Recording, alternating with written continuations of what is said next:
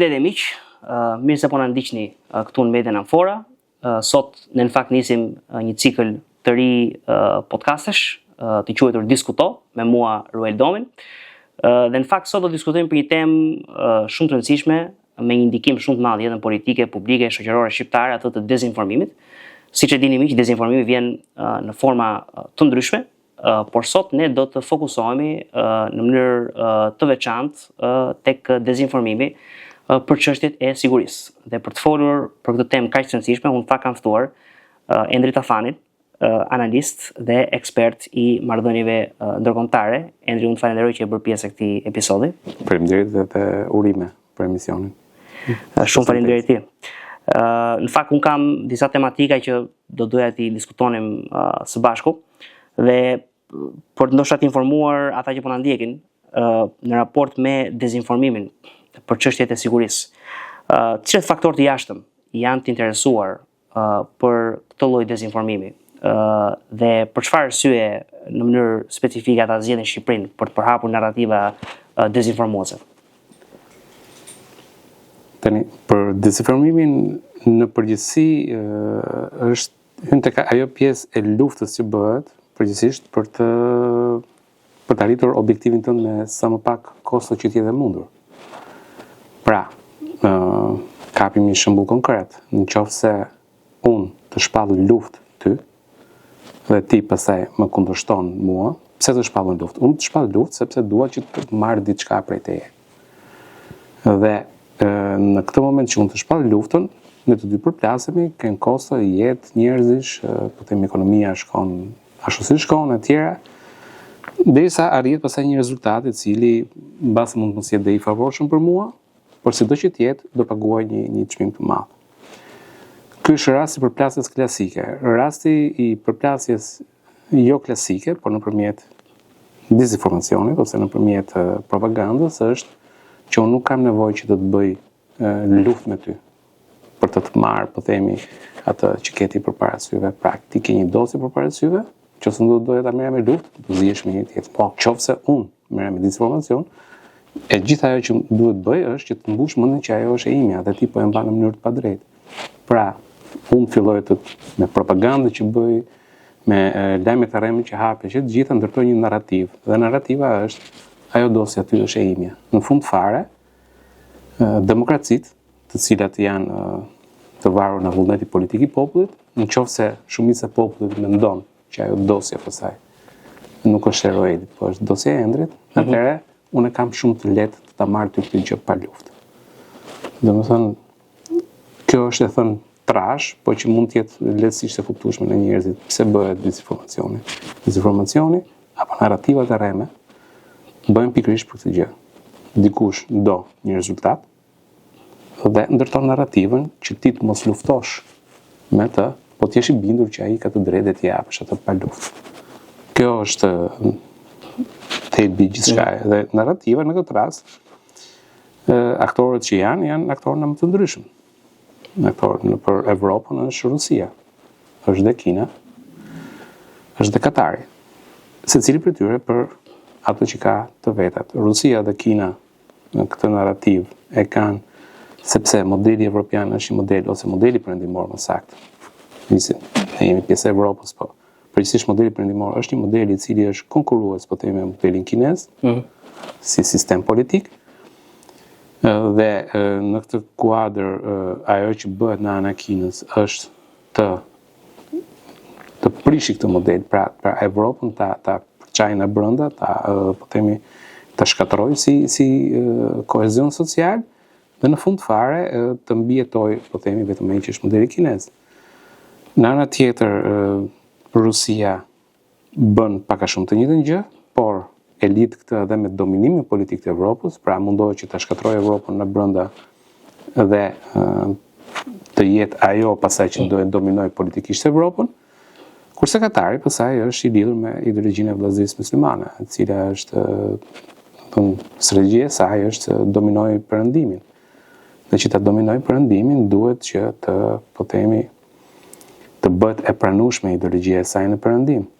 Dhe në këtë kuadër Katari hedh miliardat e veta në drejtim të Evropës. Pra këta janë tre aktorët që janë kryesisht që ecin në drejtim të Evropës edhe veprojnë në drejtim të Evropës. Llogaritet pak a shumë që në 10 vitet e fundit janë harxhuar mbi 200 miliard dollar vetëm për këtë gjë. Nga ana e këtyre Shumë e frikshme. Po. Është janë mbi 200 miliard dollar, që i bie pak a shumë në rreth 1 miliard dollar në muaj. Harxhohen nga Katari, Kina dhe Rusia në drejtim të perëndimit. Pikërisht për të krijuar këtë dezinformacion, i cili pastaj përhapet, përfiton domethënë edhe përhapjes janë kryesisht mediat. Në rastin e, po themi, Katarit, kemi financimet për vllazërinë muslimane,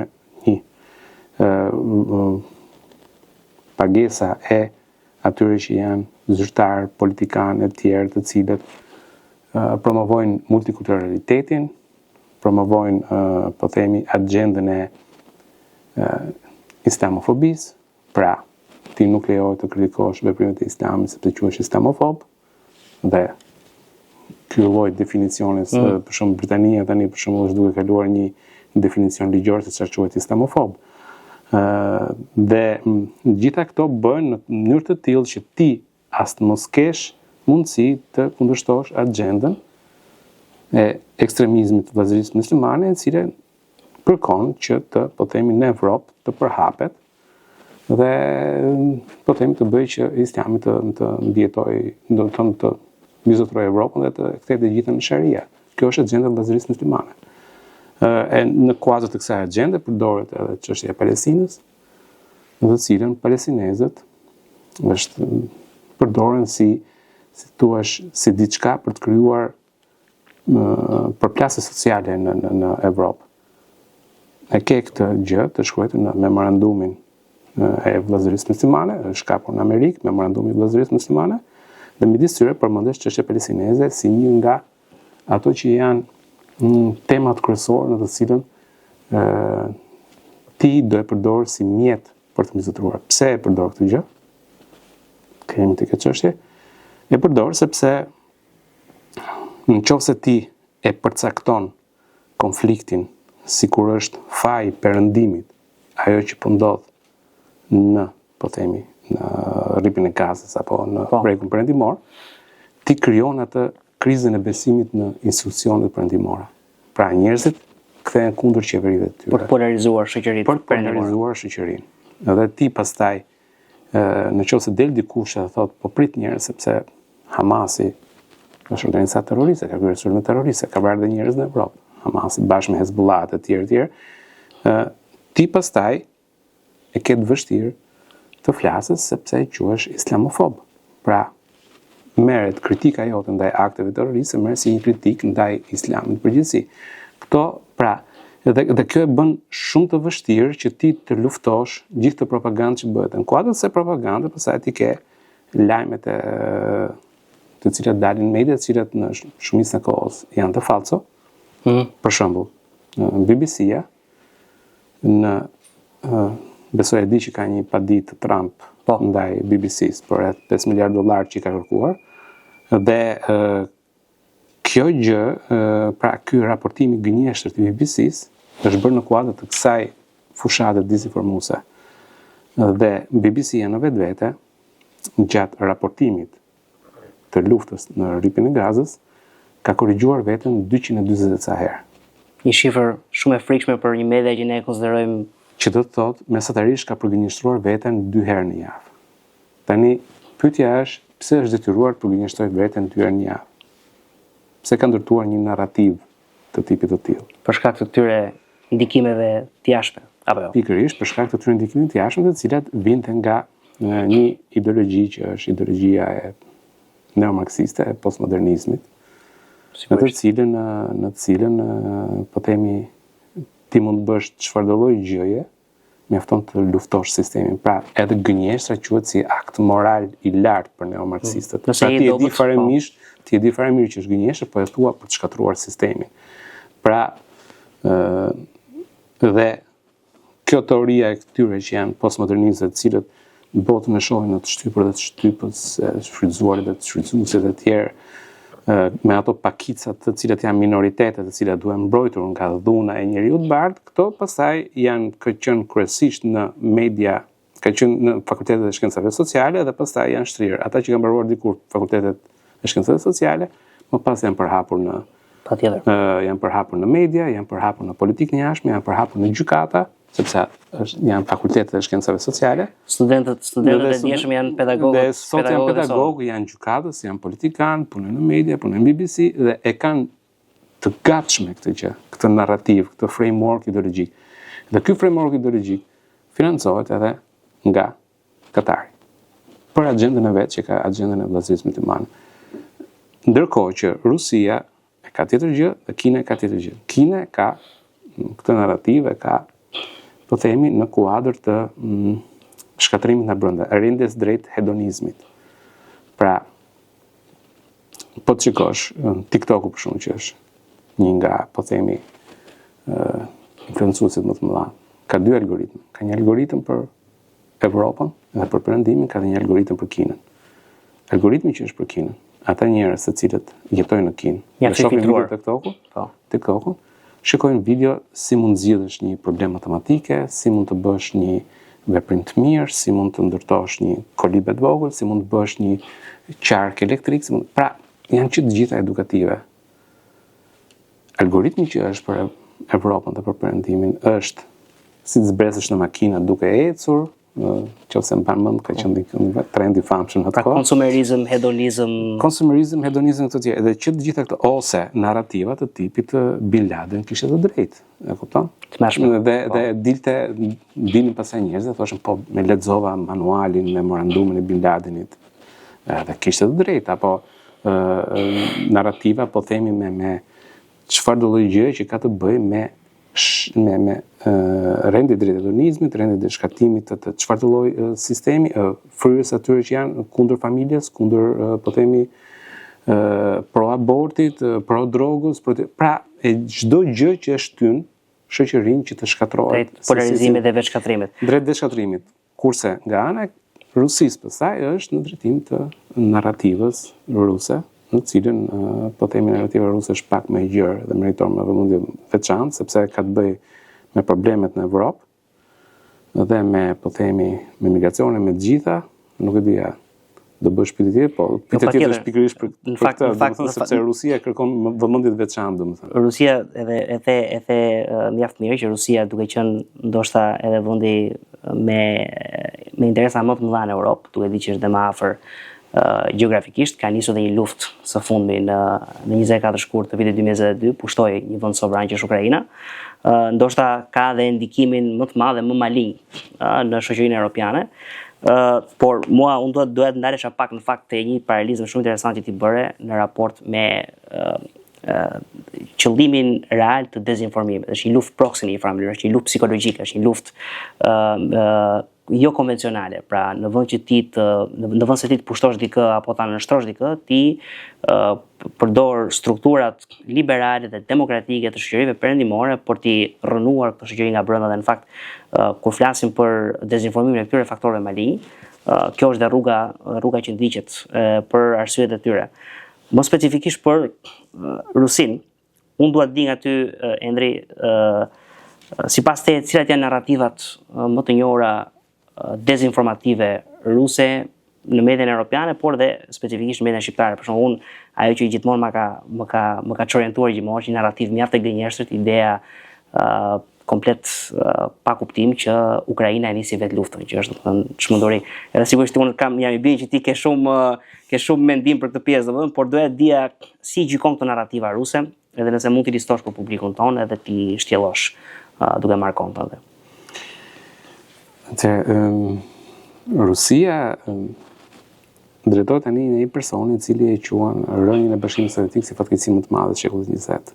Një ish agent i KGB-s, që për gjithë ata të cilët në Shqipëri kanë eksperiencë me sigurimin e shtetit, edhe çfarë ka hequr shqiptarët në sigurimin e shtetit, do të kuptojnë që një ish sigurim të vihet në krye të Shqipërisë. Domethënë të dënë idenë se kush e drejton. Dhe Rusia ka qenë gjithmonë një perandori në ekspansion. Rusia nuk është bërë kot aq e madhe sa ç'është. Është bërë duke sulmuar fqinjet. Dhe sulmet kanë qenë edhe përpara Putinit. Mos harrojmë këtu, ne kemi pasur sulmin në Moldavi. Pra, në zona Moldavis, Transnistria, që është etnikisht ruse. sulmuar është pikpyetje, nuk është dhe aq etnikisht ruse, ka ca pakica ruse, por nuk është ruse. Janë, domethënë, njerëz të cilët kanë vajtur aty, janë ngulur, domethënë, ish zyrtarë në kohën e, po themi, Bashkimit Sovjetik, që kanë vajtur aty, por që nuk janë rusë. Maksimumi nëse mund të jenë Ukrainës për Rusia. Dhe në 91-shin vajtën e sulmuan dhe e morën dhe e shpallën si rajon vete Transnistria, duke e shkputur Moldavis. Dhe kjo ishte përpara Putinit. Dhe njëri nga ato që ka qenë generali Lebedev, i cili pastaj ka qenë dhe konkurrent për president në Rusi, një komunist, domethënë, me Partinë Komuniste me Qarallafje, ke pasur konflikte në Nagorno-Karabakh, ke pasur konflikte Armenisë dhe Azerbajxhanit, po. Midis Armenisë dhe Azerbajxhanit, dhe ke pasur, po kjo ndërhyrja ishte për Rusë, dhe ke pasur luftën në Çeçeni në 94-95. Lufta e parë Çeçene, në cilën rusët humbën. Dhe atëherë president ka qenë Jelcini, në gjithë këtë periudhë president ka qenë Jelcini, nuk ka qenë Putini. Pra, pavarësisht se Rusia dilte e shkatruar nga një, po themi, në një rend ekonomik i cili ishte katastrofë, prap i kishte ato ambicjet perëndorake. Ndërhyri në Moldavi, ndërhyri në Çeçeni me forcë, në Moldavi i eci, në Çeçeni nuk i eci herën e parë. Pastaj me ardhin e Putinit në 99-ën, nisi lufta e dytë në Çeçeni në 99-ën, në cilën u masakruan çeçenët, keq. Në llogaritet që janë, po themi, rreth 4.000 ushtarë çeçenë ose njerëz armatosur çeçenë që janë vrarë dhe rreth 40.000 civil, domethënë ka qenë raporti 11 midis forcave ushtarake dhe praktikisht një fushat gjenocidi, nuk e di sa. Praktikisht gjenocid ka pas element pastrimit etnik goxhat në atë periudhë. Pastaj vazhdoi më tutje, në 2008 u fut në Gjeorgji, në 2014 e nisi konfliktin me Ukrainën, me Krimen, një pjesë Donetskut dhe Donbasit, dhe pastaj në 2022-shin u zgjerua si. Dhe kjo është e gjitha lëvizje e Rusisë. Ndërkohë që asnjëri prej këtyre shteteve që përmenda nuk e ka sulmuar Rusinë, nuk e sulmoi as Moldavia, nuk e sulmoi as Gjeorgjia, nuk e sulmoi as Ukraina. Dhe këto janë fakte që janë fakte të, po themi, të njohura botërisht. Narrativa e parë ruse që ka qenë për Ukrainën dhe për kundërshtimin në lindje ka qenë narrativa e tipit kur u bë Bashkimi i Gjermanive, ka pasur një marrëveshje midis Bashkimit Sovjetik, në atë kohë ka qenë Gorbaçovi, sekretari i parë edhe normalisht ai që drejtonte Bashkimin Sovjetik, edhe Bushit, në të cilën në këmbim të Bashkimit të Gjermanive, Gjermanisë Perëndimore dhe Lindore, është diskutuar fakti që NATO nuk do ekspandojë në lindje. Dhe këtë thot, kjo është narrativa ruse nga të parat dhe nga të hershmet. Pra, ju na keni dhënë fjalën që nuk do ekspandoheni, pra nuk do zgjeroheni, dhe ju e keni shkelur fjalën.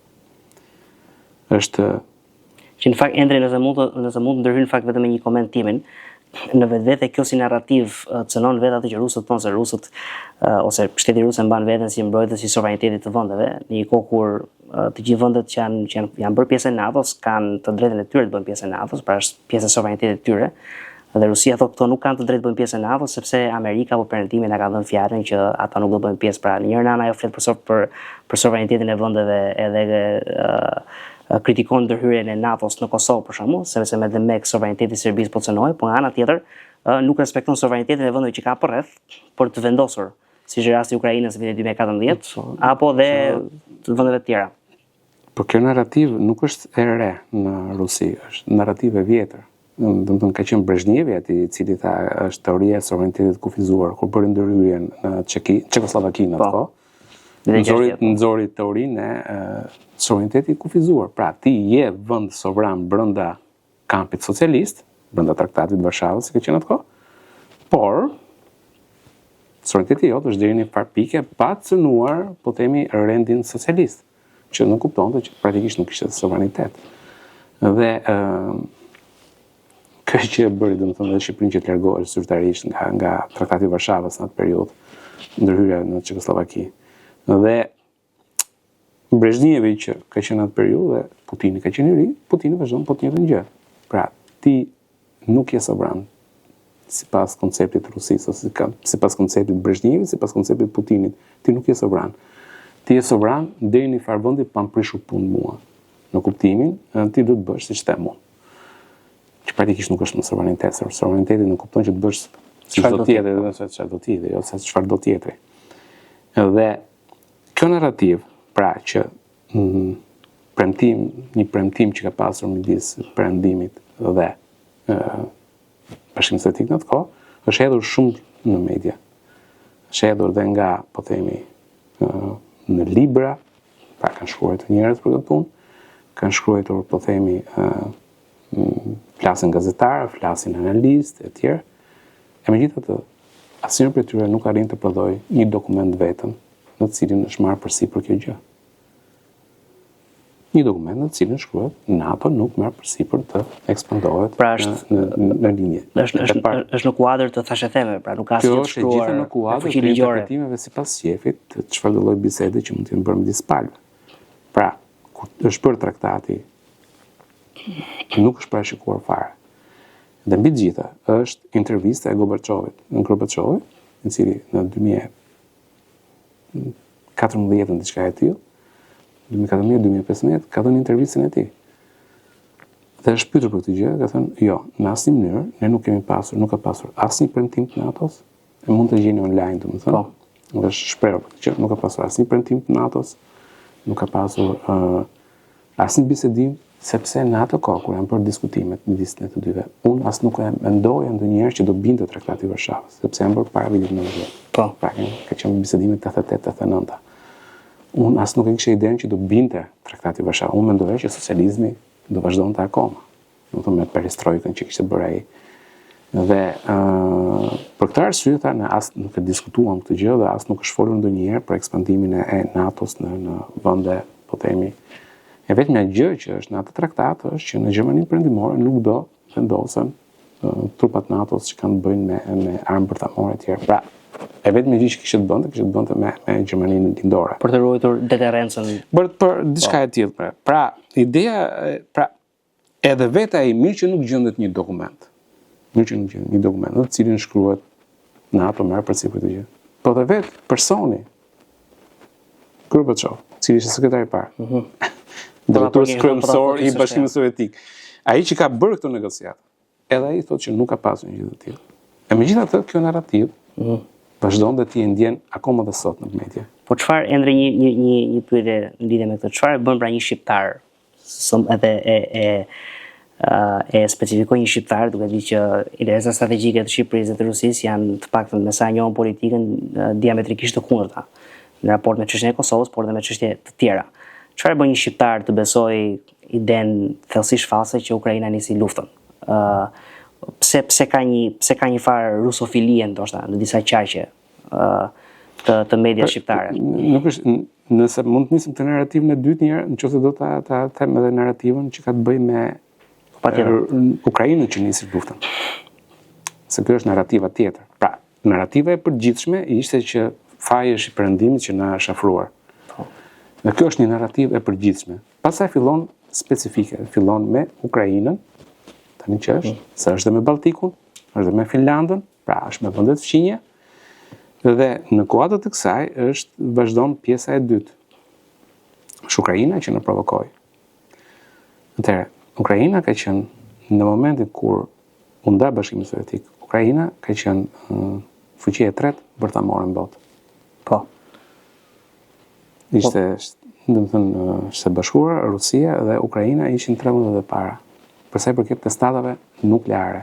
Dhe vetëm testatave nukleare, raketa balistike ndërkombëtare, njëkohësisht dhe bombarduesve strategjik, të cilët janë, themi, Tupolev 22, 44, 160, janë disa Tupolev 90, pra janë disa lloj bombardues strategjik, të fuqishëm dhe të cilët ishin për të mbajtur dhe mbushje bërthamore. Janë ata që janë deterrenca që mbajnë në ajër. Pra, janë avion bombardues të rëndë, të cilët mbajnë raketa me mbushje bërthamore dhe qëndrojnë vazhdimisht në ajër, që nëse po themi ndodh diçka, ata janë gatshëm të japin përgjigje. Pra, mbajnë vazhdimisht në ajër. Kjo është një hynte triada po themi e mbrojtjes bërthamore. Triada e mbrojtjes bërthamore është ajër, tokë, ujë. Në ujë janë ndecet, në tokë janë dënshuesit, raketat balistike që janë ose mobil ose me sidos, dhe në ajër janë bombarduesit strategjik. Kjo është triada bërthamore. Dhe këtë triadë bërthamore e kanë ato vende të cilët janë, po themi, Rusia, Kina, Franca, Britania dhe Shtetet e Bashkuara të Amerikës, ata që e kanë këtë triadë. Dhe këtë triadë e kishte edhe, po themi, Ukraina.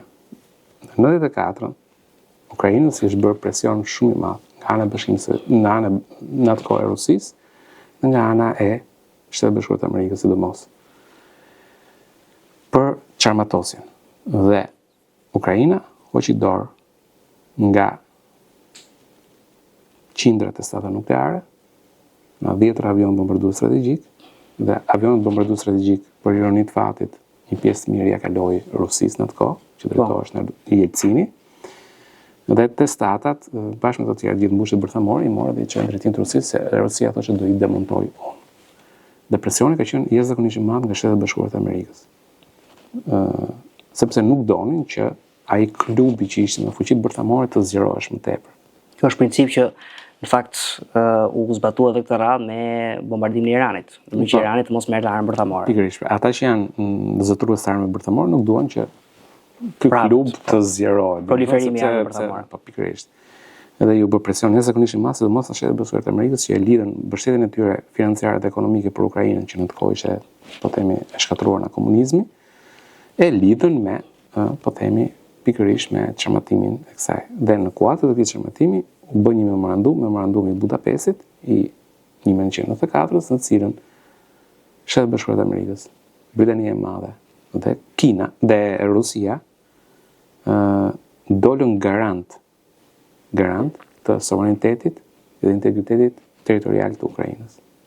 Pra, jo vetëm të integritetit territorial, por dhe sovranitetit, do të thënë, pavarësisë së marrjes vendimeve nga ana e Ukrainës. Një garanci që Rusia me këtë luftë e ka shkelur apo jo? Për fat keq e shkeli dhe Shtetet e Bashkuara të Amerikës. Dhe e shkelën edhe, po themi, në një farë mënyrë Britania, megjithëse deri në një farë mase. Dhe ky memorandum është online, memorandumi i Budapestit, mund ta lexojnë të gjithë. Aty merr përsipër secila prej palëve që tjetë. Dhe palët të cilët morën ndjeni për këtë ishin Franca dhe Kina, të cilët nuk nënshkruan dot dokument, po thjesht morën ndjeni në kuptimin e njohjes së një traktati në një farë mënyrë duke pranuar që Ukraina do të ishte sovrane dhe e pavarur me integritet territorial, por jo duke dhënë garanci siç dhanë këto tre fuqi: Rusia, Britania dhe Shtetet e Bashkuara të Amerikës. Pastaj ka pasur një luftë të fortë në, po themi, në Ukrainë, se kushto mbisotronte, ka qenë një krah i cili ka qenë krah nostalgjik i Bashkimit Sovjetik, kryesisht komunistët, të cilët donin që ta rikthenin Ukrainën brenda asaj që quhesh Bashkim Sovjetik i dikurshëm, pra të lidheshin me Rusinë, ka qenë një krah i cili ishte krah perëndimor dhe që kërkonte lidhje me perëndimin. Dhe ka pasur lëvizje, ka pasur protesta, ka qenë dhe në 2008-ën ka pasur një lëvizje nga ana e, po themi, Bushit, në atë moment kur Shqipëria u futën në NATO.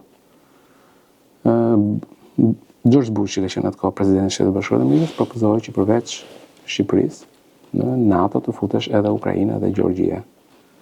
Dhe ka qenë Merkel dhe Sarkozy në atë kohë, të cilët e ka kundërshtuar jashtëzakonisht fort këtë ide të Bushit. Rezultati është që vetëm Shqipëria u fut. Rusia poshtoi Gjeorgjinë. Dhe Ukraina dhe këtë ngeli. Tani Rusia direkt Ukrainën nuk sulmonte dot në atë kohë. Putini sapo kishte ardhur në pushtet në 2000-shin, nuk kurse kishte fuqi. që të kryente një operacion aq të madh, po kishte fuqi që të kryente një operacion më të kufizuar, siç ishte operacioni ndaj Gjorgjisë, që i mori 2 krahina, Abkazin dhe Osetin. Dhe pra green light ishte pikërisht ky pasivitet, po themi, i perëndimit. Pastaj pati zgjedhjen në Ukrainë dhe ka qenë një diskutim shumë i madh në Ukrainë, në cilën diskutohej që të kishte një marrëveshje ekonomike tregtare me, po themi, me Evropën. Dhe president ka qenë Janukovic. Dhe Janukovic në moment fundit ndërpret. Tha nuk do lidhem me Evropën, por do lidhem me Rusinë. Dhe kjo çoi në ato protestat po themi, e njerëzve të cilët nuk donin më Janukovic, dolin në shesh dhe kanë qenë protesta jashtëzakonisht të ashpra dhe aty ti e dallon diferencën e madhe midis ukrainasve dhe rusëve. Ukrainasit nuk e lëshonin sheshin Majdan, që quhet, sheshi kryesor në Kiev, nuk e lëshonin sheshin, megjithëse kishte qëlloheshin me armë në krau tjetër, në forcat e sigurisë. Këta visheshin me veshje metalike, pra merrnin mburoja metalike, mund të shikoni, keni parë online, ka një dokumentar shumë bukur për atë çështje. Nuk e lëshonin sheshin, krijuan barrikada me hekura, me gjëra, në të cilët nuk pranon të largoheshin nga sheshi derisa të hidhnin Janukovicin. Pra sjellje një popull demokratik. Sjellje një popull i cili nuk është një popull, po themi me mentalitet sklavi, siç është përfatkeq populli rus, sepse ka diferencë të madhe midis ukrainasve dhe rusëve. Ukrainasit në një mentalitet janë, po themi, kanë qenë vazhdimisht fshatar të lirë, të cilët organizoheshin, kishin komunitete vetë organizimi, ata që quheshin kozakët e famshëm. Ndërkohë që rusët nuk kanë qenë fshatar të lirë. Rusët ishin bujkrobër, dhe ka qenë bujkrobëria deri në 1860. Rusët shiteshin. Pra diferenca kulturore midis ukrainasve dhe rusëve janë produkti i modeleve ekonomike të ndryshme. Po, jo vetëm modeleve ekonomike, por edhe modeleve dhe historisë që ka rrjedhur historia dhe më përpara. Ata ishin fshatar të lirë, të cilët gjithmonë lirinë kishin primare. Rusët kanë qenë gjithmonë bujkrobër, të cilët siç vendoste cari si për ata vazhdonin dhe silleshin si po them këtë mënyrë. Dhe këtë e bëra për të kuptuar që ky shpirt lirie i këtyre që i dallon nga rusët, domethënë nuk mund të pranohet nga Putini. Në 2014, kur Janukovic mori valixhat edhe u zhduk në aeroporti, filloi sulmi ndaj, po themi, ndërhyrja ndaj Krimes, Donetskut dhe Donbasit.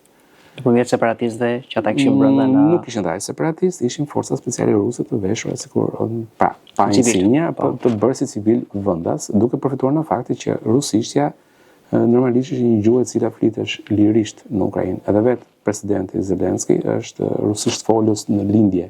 Kjo në kundërshtim me narrativën e nazizmit Ukrainas edhe me shtypjes së gjuhës ruse. Nuk ka pasur nazizëm, po themi, në Ukrainë, në kuptimin e maj sa mund të kesh nazizëm në Shqipëri, apo mund të ketë nazizëm, po themi, në çdo vend tjetër të botës. Dhe në atë moment, në 2014, këto që ishin trupat speciale ruse, ndërhyn, duke u hequr sigurisht pakica, dhe arritën duke përfituar nga fakti që Ukraina ishte në praktikë një lufte civile, pra sapo kishte dalë, sapo dilte, sepse presidenti ishte larguar dhe kishte lënë qeverinë në rrëmuj të plot, në atë moment u futën dhe kapën një pjesë territorit. Krimen e kapën plot, Donetskun dhe Donbasin kapën vetëm një pjesë. Putini si gjithmonë e mohoi, pa jo janë njerëz janë të tillë, pra janë vetë ata që u ngritën e tjerë. Në fund fare keni intervista, mund të gjeni online, që Putin e pranoi, po, ishin njerëzit tanë. Dhe nuk e thot vetëm ai, e thot atë drejtuesi operacionit, një kolonel rus, Igor Girkin, i cili tani e ka futur në burg, domethënë ai, edhe e thot, po, ishim ne, thoshte, që e bën këtë punë, sepse po të ishe për vendas si ta s'kishim për ta bërë ndonjëherë. Shiko si është kjo narrativ. Pra, të shikosh vetë intervistat e këtyre njerëzve, po, ja, këto emra për shkak mund t'i dim vetëm ne të dy, ose këto intervista mund t'i dim vetëm ne të dy, po nuk i di gjithë bota. Dhe në kuadër të kësaj pastaj vazhdoi pjesa tjetër që ishte Ukraina narrativ, ajo na sulmoi, ato ishin nazistët e tjerë. Dhe nisën me batalionin, po them, batalionin Azov, i cili është krijuar pikërisht në 2014.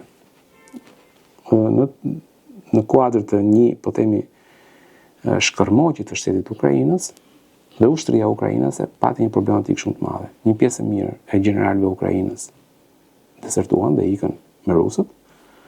Dhe në këtë mënyrë u shpërbëi që quhet zinxhiri komandues.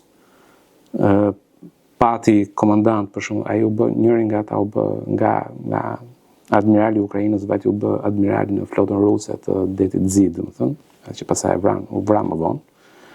Gjatë luftës është vrarë, domethënë ai. Dhe pra pati elemente të cilët e shkërmojnë çështjen dhe në këtë moment filluan të lindin ato që ishin batalionet territoriale. Batalionet territoriale midis tyre, që batalioni Azov, në cilin kishte edhe elementë që ishin nacionalistë Ukrainës.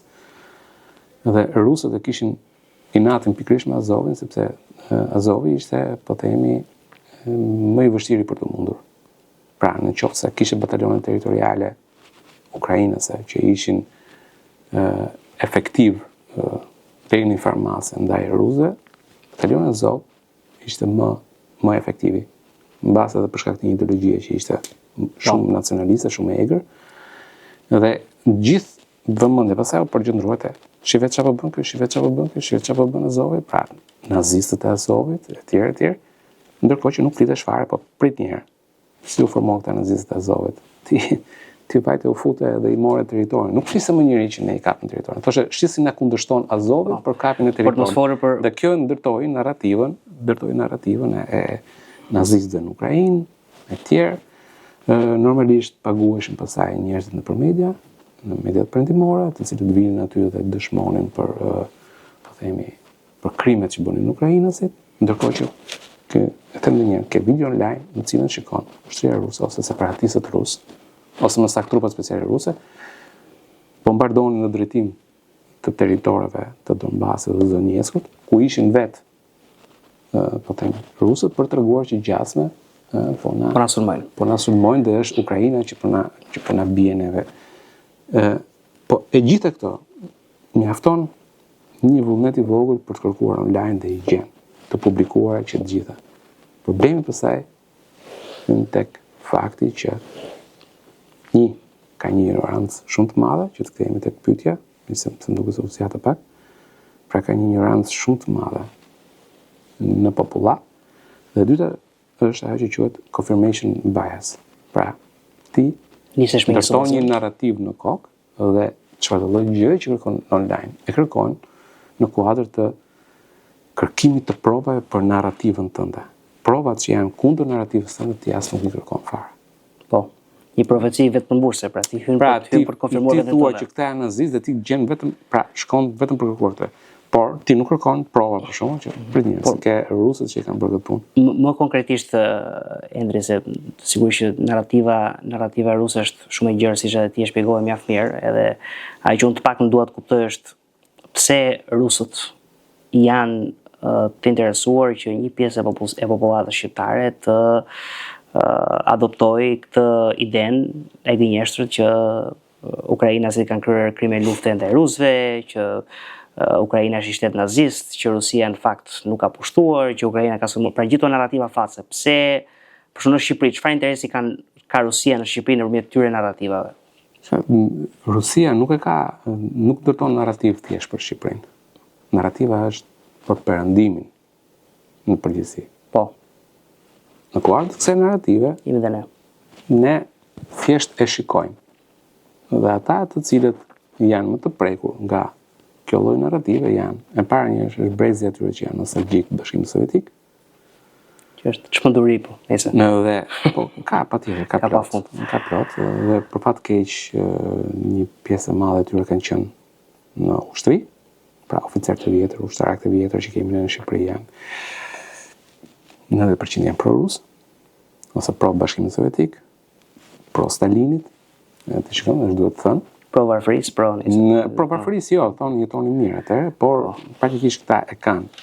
Dhe kjo gjë pastaj është dhe në ata nostalgjikët po themi jo vetëm që janë në brezin e oficerëve, por është edhe tek ata që janë një brez i cili e ka përjetuar keq pas 90-ën, dhe thotë atëherë ishin më mirë, pra nostalgjikët e komunizmit, jo specifikisht Rusisë, po të komunizmit, por në mënyrë indirekte bëhet lidhje.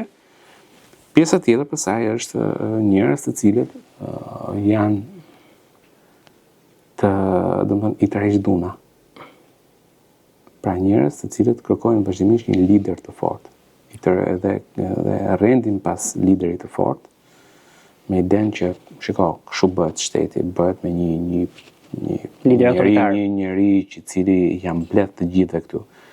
Kjo gjë është, këta grupime njerëzish, pra nga më të ndryshmet, janë ata të cilët përgjithsisht janë baza atyre që janë të prekur në kjo lloj propagande. Dhe shumë e lehtë të preket, pastaj edhe për pjesën tjetër që është pjesa e pa informuar dhe informacionin e merr nga TikToku. Po. Sot për shembull, 80% e informacionit që vjen, sidomos për temat që kanë të bëjnë me Ukrainën apo me çështjet që kanë të bëjnë me politikën, 80% gjenerohet nga Rusia ose agent të lidhur me Rusinë. Ka studime që kanë publikuar të gjë. Para një muaji u kapën në vendet balltike, u kap një grup, po themi rus, të cilët menaxhonin 50 milion akaunte. Janë 50 milion akaunte që me inteligjencë artificiale vetëm prodhojnë narrativ. Ta u kapën, ishin shtetas rusë, domethënë bashkë me akauntet e tyre, me SIM karta dhe me të gjitha, domethënë që ishin të, po themi, pra një infrastrukturë e bërë gati për dezinformuar. 80% e atyre, informacionet që qarkullon gjenerohet nga Rusia.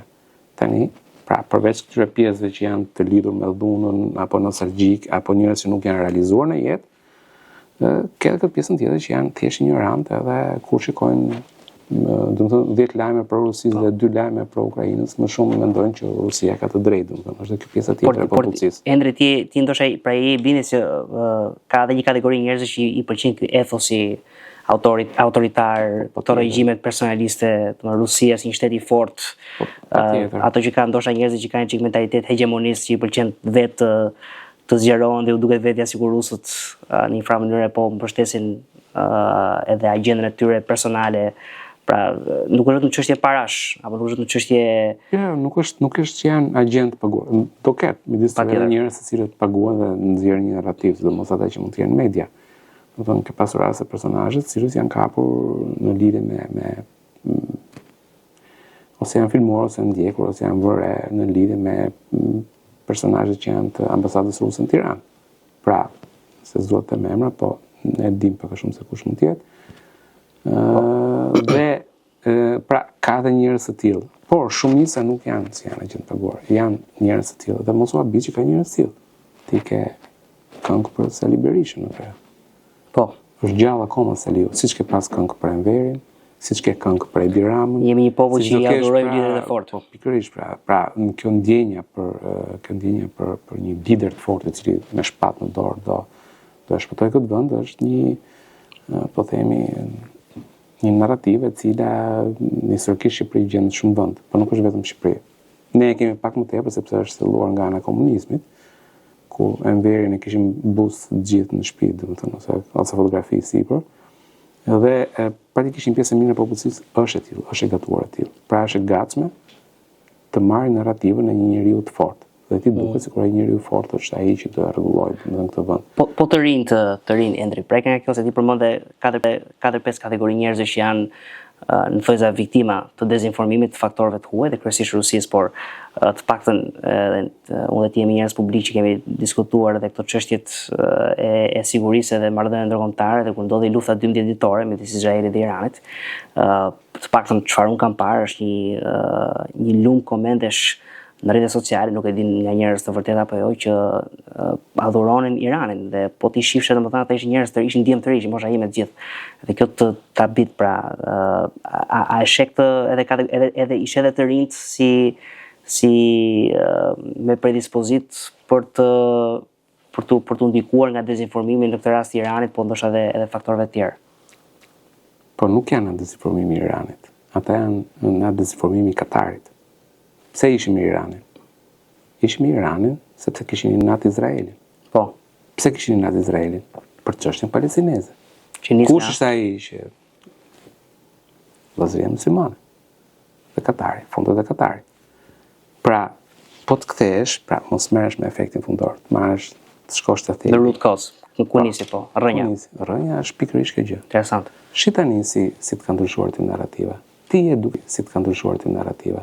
Ti je duke folur, pra ti je duke mbështetur një shtet i cili është diktatorial, mos themi që është demokracia e Iranit, është vëlli, që është shtypës ndaj femrave, që i vret disidentët politik, i varë, mesatarisht është një nga vendet që varë më shumë njerëz në botë, dhe i ekzekuton publikisht, që femrat rrëmben mes rrugës dhe rrihen ose dhe ekzekutohen pse nuk bajnë shamin kokë. Tjerë, policia morale që është një vend i cili përveç kësaj ka bërë sulme kibernetike ndaj Shqipërisë, ka kërcënuar publikisht që do godasin me raketa Shqipërinë. Kampin fjalë Shqipëri po. Ka përfshirje në, po themi, Irani ka pasur përfshirje edhe dorë edhe në dy tentativa atentate që janë bërë në Shqipëri, sulme terroriste, të cilat për fat mirë janë kapur më përpara në agjendët shqiptar. Pra, pratikisht e ke një vend armik. E megjithatë ti bën lojën atij ose ti bën tifozlik për atë. Pse bën tifozlik për atë? Ignoranca është e para. Ti nuk i di këto fakte. Për shembull, është narrativa. Po jo, në fakt e dinë gjithë, pse nuk e dinë gjithë çfarë është Irani. Jo, po ka dhe njerëz fakti nuk e dinë. Ti e din se çfarë është Irani, tani come on, derisa ti e di që është një diktaturë islamike, ka ndonjë, do të thënë, derisa ti hap internetin, e di që është diktaturë. Madje ka njerëz që e mbështesin për atë arsye. Dhe po mund të ketë njerëz të tillë, po përgjithsisht më rrallë për inatit për Izraelin. Pra, ti tani si ç'a bën? Prandaj po thonë që çështja e Palestinës përdoret për shkatrimin e perëndimit. Shi si krijohet narrativa në Shqipëri. Dhe shi si përçajnë shqiptarët. Një pjesë e shqiptarëve bëhen me një vend diktatorial armik të Shqipërisë. Pse bëhen? Për këtë narrativ. Faji i Izraelit për çështjen e Palestinës. Pra, çështja palestineze përdoret jashtëzakonisht fort si narrativ për të përçarë perëndimin. Sepse nuk e kemi vetëm ne këtu. Po, është në çdo vend. E njëjta gjë me Iranin ka ndodhur edhe në vende të tjera. Në Itali, në Francë, në Britani, në vende të tjera. Dini njerëz të gëzonin për Iranin, në cili Irani praktikisht ka mbështetur Hezbollah, dini që ka pasur atentate terroriste në Bullgari nga Hezbollah me shërbimet iraniane. Apo ka pasur atentate terroriste në Argjentinë nga iranianët. E tjerë, pra, është një vend i cili financon terrorizmin. E megjithatë ti bën. Pse e bën këtë ti? Ti e bën këtë sepse ti e shikon atë si çështjen palestineze, pra ai që mbështet çështjen palestineze, dhe ti praktikisht krijon një përçarje në shoqëri. Dhe kjo është arsye që po them, nuk ishte e kota që vëllezëria muslimane përdorte pikërisht çështjen palestineze për këtë gjë. Sepse e di që nëpërmjet kësaj narrative e përçan shoqërinë. Po çfarë duhet kundërvend vendit? Çfarë duhet bëjë shoqëria civile dhe media, jo vetëm në Shqipëri, se siç ti e përmendën, ky është problem universal. Në botën perëndimore qarkullojnë këto agenda me qëllim avancimin e agjendave të tjera të këtyre të tre vendeve që ti përmendë. Çfarë duhet bëjë media dhe shoqëria civile për t'u kundërvënë këtyre agjendave? Pra për ta bërë të qartë për shkak që Irani nuk mund të jetë një vend që idolizohet sepse është shtet terrorist ku njerëzit shtypen, apo për të folur edhe për Rusinë, për Kinën. Çfarë mungon nga krahu i shoqërisë civile dhe medias së lirë, e cila ka për detyrë ti kundërvijë atyre narrativave dhe nuk po e bën në mënyrë efektive? Ndoshta, nuk e di. Dua të di mendimin tënd. Nga e di që e ka për detyrë që ta bëjë këtë. Shiko, se detyrë është fjalë e madhe, ndoshta mund të themi detyrë morale ose interesin e vet. Varet si e ka, se çdo media, çdo individ funditës ndjek linjën e vet politike në thojza, por në momentin kur ne flasim për një shoqëri të shëndetshme, një shoqëri e shëndetshme nuk mund të jetë e tillë në rast se njerëzit nuk dinë të vërtetën. Pra, për shembull, Washington Post ka sloganin e vet, ka Democracy dies in darkness, pra demokracia vdes në errësirë. Në momentin kur njerëzit janë mëndërisht në errësirë, pra nuk dinë të vërtetën në raport me gjërat, edhe demokracia e vendit shkon në një farë mënyrë në hava. Pra, nëse Shqipëria do të ta çojë veten nga regjimi hibrid, nga regjimi tranzicional, siç e rakonte Freedom House-in, një demokraci liberale, njerëzit duhen të informohen më mirë. Pra unë në aspektin e sanitetit shoqëror, po ashtoj çfarë do të bëjë shoqëria civile ndaj dezinformimit. Ka një problematik shumë të madhe, domethënë është puna e saj, kush e kontrollon kontrollorin. Pra, në momentin kur ti thua se janë ata që quhen fact checkers, mbamend që ndodhi një herë, po themi, skandali që ishte me Facebookun, me Meta, kompaninë Meta. Pra që vendosi fact checkers, ata që kontrollonin të vërtetën. Që ata ishin politik në masë të madhe, po. Pra, ne nisemi me këtë idenë që duhet jetë OJQ-ja që duhet bëj këtë gjë, apo duhet jetë, po themi, shteti që duhet ndërhyj, apo ndërhyrja më e mirë që mund të bëjë një shtet, pa kaluar pasaj në diktaturë, është e para punës arsimimi. Pra, ne jemi shumë keq në arsim. Pikët e Pizës më tultat. Ne jemi duke rrëshqitur dhe një çfarëdo që të jetë media, çfarëdo gjë që të bëj media shqiptare, çfarëdo gjë që të bëjnë OJQ-t shqiptare, çfarëdo gjë që të bëjë qeveria shqiptare. Kur ti e ke IQ-n e ulët, pra ti je një ignorant, dhe del nga shkolla ignorant. Ti ke qeverinë shqiptare, që po themi ka buxhetin për arsimin e ka rreth $600-700 milion, dhe ti ke 600-700 milion në vit, dhe ti ke Rusin, Kinën dhe Katarin që harxojnë 1 miliard në muaj. Ka një disbalancë pra. Ka disbalancë, është e pamundur. Pra ti nuk mund të luftosh po themi, në prodhimin e sasi, ti duhet të ecësh në drejtimin e cilësisë. Dhe drejtimi i cilësisë pastaj është e para punës është ndërtimi i shkollës, që është primare. Dhe në Shqipëri për fat keq flitet shumë pak për shkollën, por shkolla është ajo primare që ndërton një komp. Që të krijohet, pra të mësosh njerëzit mendimin kritik. Jo që ta marrësh një narrativ dhe ta thuash se papagall, siç e kemi pasur në shkollimi sovjetik, po, shkolla sovjetike. Por mendimin kritik. Pra unë të them diçka dhe ti duhet të vrasësh mendjen, kjo që po them unë është e vërtetë apo nuk është e vërtetë. Të dish të bësh një kërkim, të dish të bësh një analizë, të dish të bësh një sintezë. Pra, këto janë gjëra që ti duhet të mësosh në shkollë. E para punës. E dyta punës. Mendoj që duhet ketë një, po themi, një bllokim të rrjeteve sociale deri në moshën 16 vjeç, së mbase deri në moshën 18 vjeç. Precedenti Australia që së fundi është ajo si puna e Australisë. Po, sepse është për fat keq përdoret si mjet. Pra, përdoret si mjet për të shkatruar. Dhe kjo gjë, pra, siç të shkatron psikologjikisht pornografia për shkak. Dhe në sajtet pornografike nuk lejohen fëmijët, po themi deri 18 vjeç. E njëjta gjë duhet trajtuar edhe interneti, po themi, sidomos ato që janë rrjete sociale. Sepse janë ndërtuar për këtë gjë. Algoritmi i TikTokut është ndërtuar, siç e shpjegova në fillim, është ndërtuar për këtë gjë. Pra, këto janë gjëra të cilat normalisht qeveria mund të ndërhyjë. Qeveria pastaj mund të ndërhyjë, pastaj nëpërmjet pjesës tjetër që ka të bëjë me AMA, pra Autoritetin Mediave Audiovizive, në drejtim të, po themi, një kodi etik apo një, po themi, rregullimi të tregut audiovizual, sidomos për sa i përket atyre që janë tashmë, po themi, problematika që kanë të bëjnë me atë që çojnë në shkatrimin e shoqërisë, po themi programe të cilat janë bajate, në të cilat promovohen figura pa vlerë. Pa vlerë intelektuale, derisa figura pa vlerë promovohen. Okej, po kur fillojnë shpifin apo bëjnë gjeste që janë japin direksione, akte pothuajse seksuale në syçmin në prime time e tjera, siç kemi raste pra këto janë vende në të cilat ti duhet, po themi, të ndërhysh. Po dhe raste promovimi ignorancës të pasur, për shembull, është një meme që në fakt qarkullon nga një prej këtyre emisioneve, nuk po ja përmend emrin, ku një zotëri në vend pra dele thotë që TVSH-ja, pra tatimi vlerën e shtuar është taksa TVSH-s. Është shmendurim fakt. Po. Okej, shiko, ka lirinë e vet. Patjetër. Pra ai le të bënë gjë. Ajo që unë nuk dua është promovimi i modeleve të gabuara. Pra, vjedhja, edukatria ti ke tani për shembull rastin e, po themi, një personi që është është një personi i cili është me detyrim paraqitje për akuzë për vjedhje dhe bën komentatorin në Big Brother.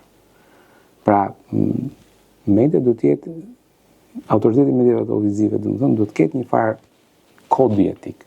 Pra, personat të cilët kanë probleme me drejtsinë e të tjerë nuk mund dalin për gjëra të tjera, pra mund të kenë të drejtën e fjalës së tyre për të përgjigjuar ndonjë replike, në kuptimin pra akuzohesh për diçka dhe mund dalë në media dhe sqaroj pozicionin tim, për që të bësh moralin media në kundërkohë ke një gjë të tillë. Pra nuk është vetëm problem edukativ, por edhe rregullator. Është dhe problem rregullator në cilin ti duhet të kesh një, sepse duhet shikosh çfarë përdor kundërshtari jot kundër teje, që ti të kesh mundësi që ti përgjigjesh. T'ja kthesh me tjetër monedhë. Jo tamam, por pra në një farë mënyrë kur ti ndërton pastaj, po themi, pjesën të rikthehemi tek ato që janë.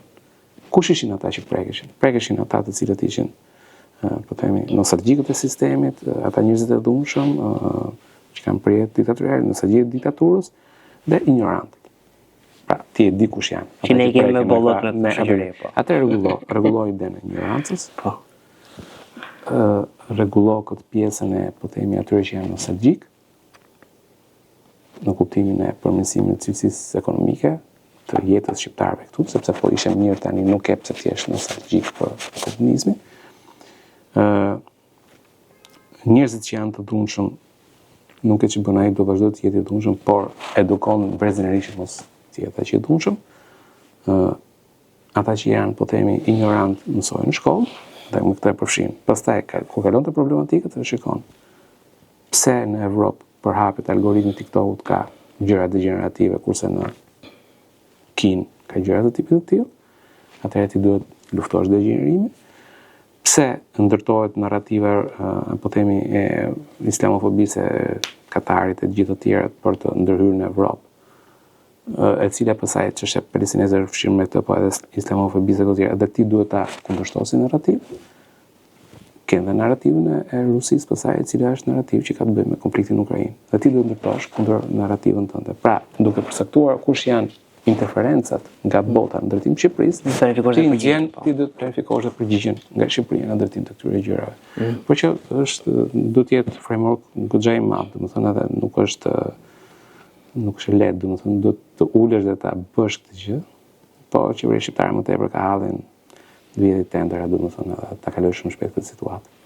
Fatkeqësisht ne jemi një demokraci e pa konsoliduar, edhe siç unë e them gjithmonë, klasa jonë politike ka shumë punë për të bërë në shumë fusha, po ke dezinformimi në mënyrë gjithanshme dhe veçanërisht ke dezinformime me përçështje e sigurisë ka akoma dhe më shumë punë për bërë, sepse edhe rendi botror, nuk jetojmë më në atë rendin unipolar të dominuar nga amerikanët liberal, jetojmë një botë të paktën në mënyra si është multipolare, ku domethënë shkaku casus belli, pra shkaku për konflikt është edhe më i thjesht për të gjendur, edhe padyshim që dezinformimi përdoret si armë në një farë mënyrë, por të po patjetër, për shembull një narrativ që kanë rusët thotë që çështja e Krimes është si çështja e Kosovës. Pra, unë do të mbështesit për... Të merë, po. Pa, e kupton, kjo është një narrativ super idiote, që mund të besoj vetëm njeriu më i trash, domethënë, kur dëgjoj një shqiptar që thotë narrativ, në kokën tim i ul në 20 pikë, domethënë ta IQ-ja. Po. Mesatarisht është njeriu është një paktën në Shqipëri të 100 e saj. Ose mund të jetë me IQ të lartë, por ka marrë para. Megjithatë nuk ka dallohet një që flet për para dhe dallohet njëri që e beson realisht. Nuk ka narrativ. Domethënë, ne jemi në kuadër ku rendi botror po shkërmoqet. Për shkak të një politike shumë drejtshkurtër nga ana e Trump. Dhe me sa duket në Evropë nuk ka se do ketë një angazhim të madh nga ana e Shtetit Bashkuar të Amerikës. Gjë që pastaj do na bëj, pyetja është nëse Evropa ose nëse Shtetit Bashkuar të Amerikës nuk vijnë për Evropën. Nëse nesër po themi rusët dërgojnë, pra, mbaron lufta në Ukrainë, e marrin Ukrainën, ose siç duan ata, dhe siç duan një pjesë e ignorantëve shqiptar, ose të paguarve, ose rusofilëve shqiptar. Dhe rusët sjellin, po themi, një divizion ajror dhe zbarkojnë Kosovë. Kush është ai që do luftoj? Po, se e kanë bërë një veprim të tillë, solli një brigadë, diku që ka parë në Prishtinë. Po nëse e bëjnë tani. Kush e kundërshton? Edhe që i pyetje me shumë vend. Sepse thonë, jo, po se po të njohi, pra, njohi Krimen e këto tjerë, ka një lidhin çështjen e Krimes me Ukrainë, po pse duhet ta lidhin çështjen e Krimes me Kosovën ata? Ata bile çështjen e Krimes e para punës njerë e ka njohur krimen vetë Rusia që në 2014 dhe po të donte perëndimin, pra po donte që perëndimit të njofte, mund ta kishte përdorur çështjen e Krimes për Kosovën, kishte 10 vjet kohë. Thoshte me një krimen do unë do të njoh Kosovën. Imagjinoni ku është rëndësia strategjike e Krimes me Kosovën, vetëm një ignorant nuk e kupton diferencën. Sa është Krimea, sa është Kosova, çfarë pozicioni strategjik ka Krimea, çfarë është Kosova, që është një gjë pa, domethënë, asë një treta e Shqipërisë. Dhe vetëm kaq, po mund të jetë narrativa e kundërt. Si ishin pakistat ruse, që i përdori për të futur në Krimea. Janë pakistat ruse, pakistat serbe në Kosovë, që mund të krijojnë narrativën në krau tjetër. Po pra këtë po them pra që kundër narrativa në këtë rast do të krijuar po janë njëra. Pastaj kanë pjesën tjetër që na duhet ne të përzimin konflikt. Shqipëria ka një kompani në Balltik. Ka një kompani. Dhe kompania që kemi në Balltik shërben në kuadër të mbrojtjes së krahut lindor të NATO. Ka njerëz që thonë çfarë na duhet ne. Në një kohë që të njëjtët njerëz janë ata që, domethënë, në një farë mënyrë agjitohen kur flasin për Izraelin, se me atë po të përdorësh atë, po të ndjekësh atë vi logjike për çfarë na duhet Izraeli dhe Palestina ne. Çfarë na duhet ne që të luftojmë për çfarë na duhen ata. Okej, çfarë na duhen e marr vesh. Të narrativ, po ta vazhdojmë tutje. Kur do të bëjë kufit e Shqipërisë? Pra, a jeni në NATO, pse duhet vinë ushtarët lituanez, estonez, letonez të vinë të mbrojnë Shqipërinë? Se janë ata pjesë e NATO. Qëse ti thua se të ndihmojnë ty, që do marrësh në këmbim? Çfarë jeti? Njëri i papërgjegjshëm që thua, mua ti të më mbrosh, pra le të vriten ushtarët lituanez për të mbrojtur territorin shqiptar nëse sulmon dikush. Ama ushtar shqiptar për të mbrojtur territorin lituanez nuk duan. Që s'ka të bëj, çfarë është kjo? S'ka të bëj me realitetin, fakt, se normalisht politika është merr dhe jep, është kujt pro quo. Jo vetëm që është mirë dhe jep, po çfarë je ti? Domethënë ti je një gjë superiore që gjithë bota do të japi jetën për Shqipërinë, vetëm shqiptarët nuk duhet të japin për pjesën tjetër. Përveç faktit që ke dhënë me qindra vjet ke dhënë jetën për prandorin osmane, domethënë jo për interesin tënd, por për interesin e prandorisë osmane. Nuk bën sens, nuk është logjike, edhe mbi të gjitha nuk është e përgjithshme. Domethënë, si mund të jesh si kalamaj i vogël, ti më mbron mua, po unë nuk të mbroj dot ty se unë jam. Ti e them mirë që në fakt sepse unë dua të ofroj edhe një përmbledhje për publikun, duke ditë që edhe minutazhi nuk premton, por ti në një farë mënyrë e them mirë që janë përveç kategorive që kanë pas lidhje direkte me Bashkimin Sovjetik, janë edhe tipa në vetveten e vet, janë tipa të veçantë që kanë një lloj mundësie që prodhon logjikisht këtë lloj afilimi. Megjithatë, Endri, ne diskutuam shumë tema, edhe mund të falenderoj që u bëri pjesë në fakt e këtij episodi dhe pati një bisedë me shumë frydëndëse. Po, se mund të shëdë diçka tjetër. Po, patjetër. Po, ka të bëjë edhe me faktin e luftës hibride që zhvillohet në Evropë. Lufta hibride që zhvillohet në Evropë është një luftë e financuar në pjesë madhe edhe nga, po themi, nga Rusia. Për shembull, kanalet e atyre që transportojnë nga brendësia e Afrikës në drejtim të brigjeve, financohen nga Rusia për emigrantët. Pra vala migratore financohet nga Rusia. Sepse krijon infrastrukturën. Rusia është në Afrikë, është në disa vende kyçe, ka influencën e vet edhe në, po themi, në Libi dhe në vende të tjera. Ka influencën e saj që është në Afrikën sahariane dhe subsahariane. Dhe sepse janë trupat Wagner, ose vende të tjera. Dhe e ka krijuar këtë infrastrukturë. Njerëz të cilët ai diti që ka televizione në Afrikë, në të cilën thonë mund të shkonin në Evropë me $500 ose me $1,000 ose me tjetër. Reklama në televizor. I jepen për këtë punë. Nga ana tjetër, Rusia financon gjithë ata që janë neomarksistë, të cilët thonë postmodernistët neomarksistë, të cilët thonë që diversity është strength, që është në vende. Këto i financon Rusia. Nga ana tjetër, Rusia financon edhe, po themi, ato shoqatat NGO, Gretën e famshme, e këto tjera që dalin, që thonë ndaloni, vrisni industrinë e rëndë evropiane, se të do shpëtojmë planetin. Pra, është vetvrasje ekonomike në fakt. Normalisht. Suicid ekonomik. Gjithë Europa harxhon, domethënë lëshon 7% të karbonit në atmosferë. 30% lëshon Kina, e kupton? India do është po aty. Po themi, po këtë. Pra, e kupton? Vretvritje ekonomikisht dhe financohen nga Rusia. Jo vetëm kaq këto, pra janë dhe ata të cilët NGO të cilat shkojnë dhe marrin këto emigrantët, i marrin nga brigjet dhe i fusin në Evropë, financohen. Po prapë në Rusia. Edhe çfarë bën Rusia? Partitë komuniste në Evropë, ose ato që janë të ekstremistët, financojnë nga Rusia sepse janë financuar prej kohësh nga Rusia. Është interesante që financohen që në koha e Bashkimit Sovjetik. Po. Dhe shisa e bukur në Itali. Na që siç e thash, postmodernistët, ata që janë neomarksistët, kanë qenë kryesisht në, po themi, në ato që janë fakultetet e shkencave shoqërore, dhe pastaj bëjnë gjykatë se media e tjerë. Në Itali u bë manipulite. Po. Nuk u dënua asnjë komunist për financimet që merrnin direkt nga KGB-ja. U dënua Bettino Craxi, që vajti Nico, jo përfol për Andreottin, pra kush hangri më tepër? Hangri Demokracia Kristiane dhe Partia Socialiste Italiane, të cilat u dëmtuan aq shumë sa partitë propertimore. Pra u dëmtuan këto, por nuk u dëmtuan, nuk u kapën e gjykatësit komunist italian. Nuk u kapën Partia Komuniste Italiane. Që merrte direkt financime nga KGB-ja. E kupton? Pra, nëse Craxi merrte korrupsion për të mbajtur partinë, e kupton? Ata merrin direkt financime nga KGB-ja dhe nuk u kapën. Dhe këta vazhdojnë të financohen akoma. Tani, duke u futur këta migratorët në Evropë, gjithë të fluksit migratorë që janë pa përballueshme, krijohet tensioni social. Pse e para punës njerë, shumica e këtyre që vinë nuk janë përgatitur për tregun e punës evropian.